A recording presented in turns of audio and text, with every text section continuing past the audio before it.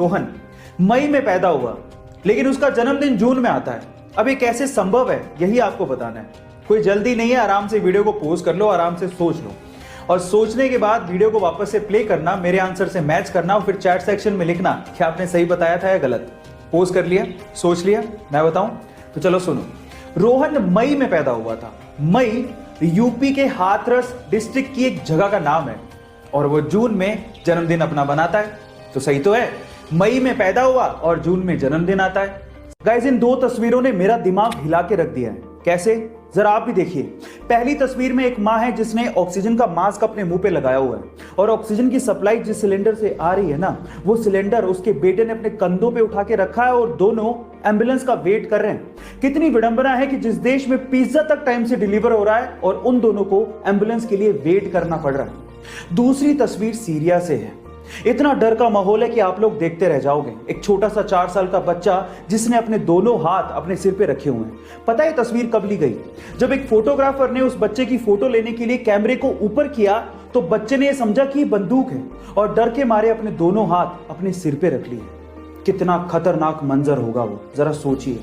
Guys, आपका इसके बारे में क्या ख्याल है, चैट सेक्शन में जरूर लिखिएगा। गाइस, ये घटना है सन 1990 की, जब कश्मीर घाटी में आतंकवाद बहुत ज्यादा बढ़ गया था और इस आतंकवाद के चलते वहां के लोगों को अपने घरों से पलायन तक करना पड़ गया था और तभी कश्मीर से अमरनाथ यात्रा निकलने वाली थी। तब आतंकवादियों ने कहा कि अगर कोई अमरनाथ यात्रा के लिए आया तो वो बचकर नहीं जा पाएगा। तब इस बात का जवाब दिया हमारे श्री बाला साहेब ठाकरे जी ने। उन्होंने कहा कि हज की सारी फ्लाइट्स मुंबई से जाती हैं और अगर आप लोगों ने अमरनाथ यात्रा को रोकने की कोशिश करी तो हज वाले हज भी नहीं जा पाएंगे। और इसका असर यह हुआ कि अगले दिन अमरनाथ यात्रा शुरू हो गई और आतंकवादियों ने अमरनाथ यात्रियों को कुछ भी नहीं किया। गाइस, इसे कहते हैं शेर की दहाड़।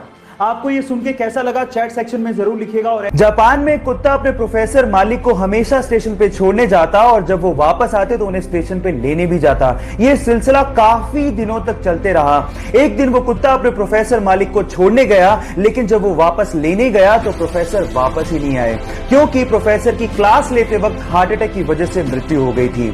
लेकिन वो वफादार कुत्ता 10 साल तक लगातार अपने मालिक का वहीं पे इंतजार करते रहा और इंतजार करते करते उसी जगह पर उसकी मृत्यु हो गई। और आज जापान में उसी जगह पर उस कुत्ते का स्मारक भी बनाया गया है। उस कुत्ते का नाम है हचिको। गाइस, यहां सीखने लायक बात यह है कि जिसे आप बहुत प्यार करते हैं उसे कभी भूलना नहीं चाहिए और वफादारी क्या होती है आप इन बेजुबान जानवरों से सीख सकते हैं। क्रिकेट के लिए उसके पैशन को देखते हुए आर्थिक हालात कमजोर होने के बावजूद भी उसके पेरेंट्स ने उसका इंतजाम मुंबई में एक डेयरी में करवा दिया, लेकिन काम ना करने की वजह से उसे डेयरी से बाहर निकाल दिया गया। फिर उसके बाद उसे आजाद मैदान में 3 साल एक टेंट में गुजारने पड़े और सर्वाइवल के लिए गोलगप्पे तक बेचने पड़े, लेकिन उसके बावजूद भी क्रिकेट के लिए उसका पैशन कम नहीं हुआ। फाइनली उसके क्रिकेट की परफॉर्मेंस और उसके पैशन को देखते हुए आईपीएल के रीसेंट ऑक्शन में राजस्थान रॉयल ने उसे 2.5 करोड़ रुपए में खरीदा। और ना सिर्फ इतना, अभी चल रहे अंडर 19 वर्ल्ड कप के सेमीफाइनल में पाकिस्तान के खिलाफ 100 अनबीटन ठोक के उसने क्रिकेट के लिए अपने पैशन को साबित कर दिया। Yes guys, I am talking about the sensational cricketer Yashasvi Jaiswal. Guys, यहां सीखने लायक बात यह है कि अगर आप में पैशन है तो अपनी जिंदगी में आप कुछ भी अचीव कर सकते हो।